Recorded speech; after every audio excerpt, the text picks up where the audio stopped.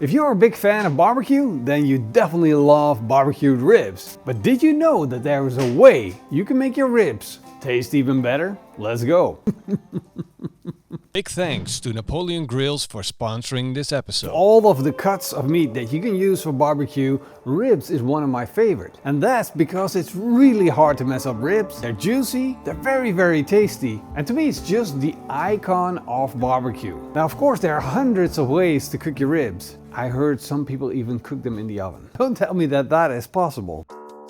I went to my butcher this morning, Gert-Jan van der Horst, and he cut out a piece of meat that we are going to use to make the perfect ribs. And the interesting part is that the best ribs come from the pork belly. And that looks like this. A giant piece of pork belly. And the cool thing about ordering a large cut like this is that you can cut it up any way that you like to. And one of the things that's important to me is to get the ribs whole like this. Most of the cartilage has been cut away. There's a little bit left here. And how can you tell? Well, you have the bone running here and then you got this little floppy bit at the end. I'm not going to use that, so this is where I'm going to be cutting. I'm going to be using this part of the rib, and you can tell by how easy it is to cut through there that we're cutting away the soft bones at the end. The next thing that I want is the full size of the ribs. So here the ribs are getting shorter, and therefore in my opinion they're a little bit inferior. So they're not part of the best ribs. I'm just going to take the first 6 bones out. There we go. Cut off the ends. And the trick is to just go in with your finger, feel the ends of the bones, cut, and there you have it. The ultimate pork ribs. Look at how fantastic this looks. I got layers of meat, followed by a little bit of fat, followed by a layer of meat and fat and meat. It's like everything that you want. Lots of meat to make the rib as juicy as it can be. Of course, I'll be using the rest of the pork belly for another video, so that's not going to waste. But the ribs I'm going to cut into single ribs. And the reason that I'm doing that is because I want to maximize the surface. Because now I don't have just the bottom and the top to season, but now I have 4 sides to season. And if you're thinking, hey, I want those ribs, just like I've got the ones here, you just show this video to your butcher and he will cut it up for you exactly that way. Now I'm going to apply a binder. And the reason that we have binders is to make sure that the seasoning sticks to the ribs. For my binder I will be using soy sauce because I got the most delicious Asian style barbecue sauce coming up. Just a little sprinkle will be plenty. All I need is a little bit of moisture. And you're instantly going to get that delicious color of the soy sauce. We're going to get a high quality version of a soy sauce, so you're going to get the best results. And of course the seasoning that I'm going to put on is the PitmasterX pork seasoning. It's absolutely perfect for ribs. And since these are so thick, you don't have to worry about over seasoning them. A little bit on the top, a little bit on the bottom. I'm going to leave these ribs on the board for about 10 minutes while we fire up the barbecue. I'll be using the Napoleon Kettle Grill Pro. It's the perfect size for cooking up some ribs, and it's very easy to set up. First thing I'm going to do is put in some sustainable coconut briquettes. These can burn up to 8 hours, so that's perfect because we're probably going to need around 5 to 6 hours to cook these ribs. Normally I use a fire starter to light these up, but now I got this roaring fire in the back. And I'm just going to use some smoldering embers to start it up. There's no need to do it this way, it just makes it go a lot faster. And for smoke I'm using whiskey barrel wood chunks. 2 of these chunks will be more than enough. Then the cast iron grill grates go in, and I'm going to take the chef stamp wireless thermometer, stick it in one of the ribs, so I can keep my eye on the temperature of the ribs during the cook. I'm going to place them on the opposite side of the fire.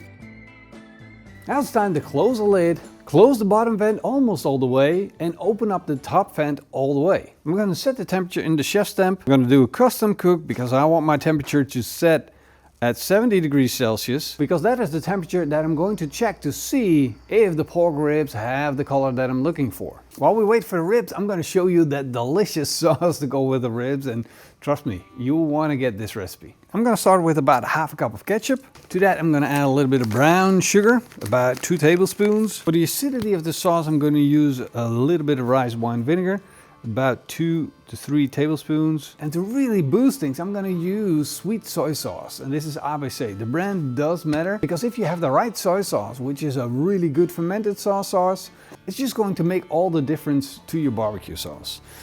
Now I'm going to add about 2 tablespoons of this. And then the secret ingredient is ginger syrup. I'm going to add 2 teaspoons of this. It's not super intense, but the trick is it's not going to taste like ginger. It's going to give a little bit of fruity flavor style to the barbecue sauce. When the sauce is done, you will probably recognize it more like lemon. And of course, to make everything blend, I'm going to use a little bit of pork seasoning too, just to make sure that the flavors come together. I'm going to put this pan over the fire to get that sauce to warm up. The cool thing is that this fire table is actually made out of wheels from a tractor. I don't need the sauce to cook, I just need the sugars to dissolve and for the flavors of the sauce to come together. There we go. Let's put the sauce in a jar. Always perform a taste test. Oh, wow, that's really good. All right, I'm just gonna store this and wait for the ribs to be done. The alarm just went off on my chef temp, and so it's time we're going to take a look and individually put them on some aluminum foil. Then I'm going to wrap them. I want to make sure that the seal is water and airtight so we don't lose any of that good moisture. And now that I got them all wrapped up, they're going to go straight back on the barbecue. And that's where I'm going to let them continue to cook so they become nice, soft, tender, but most importantly, extremely juicy. Now, of course, I could have added some butter, a little bit of honey, maybe some sugar and apple cider vinegar or traditional ingredients along that line. However, I've got a great barbecue sauce that I want to be using at the end. So therefore, I'm just going to let these ribs cook in their own juices with that little bit of barbecue seasoning.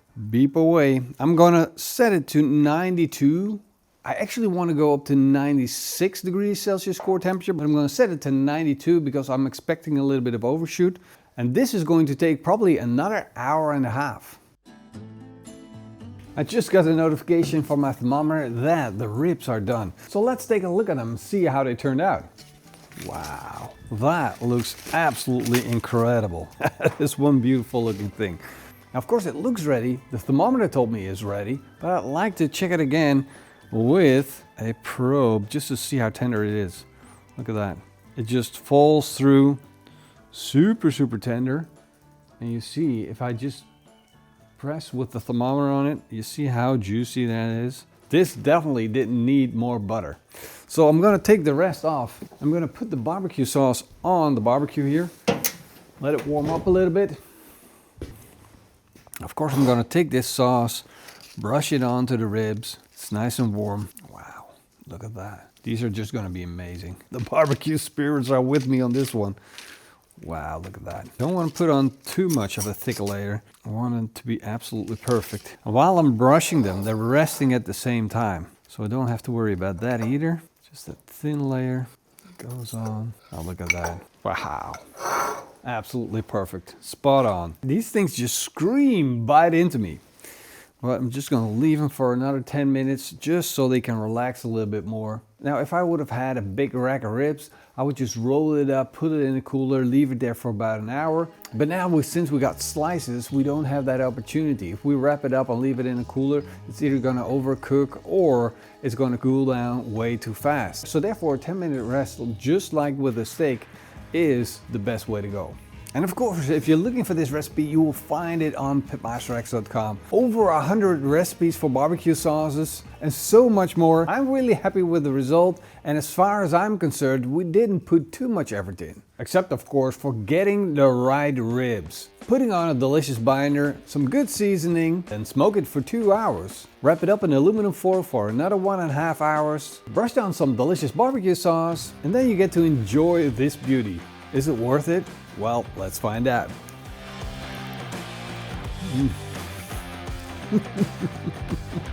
Oh, it's so good. I hope you guys enjoyed this video. And of course, I hope to see you guys in the next video. Until then, eet smakelijk and keep on grilling.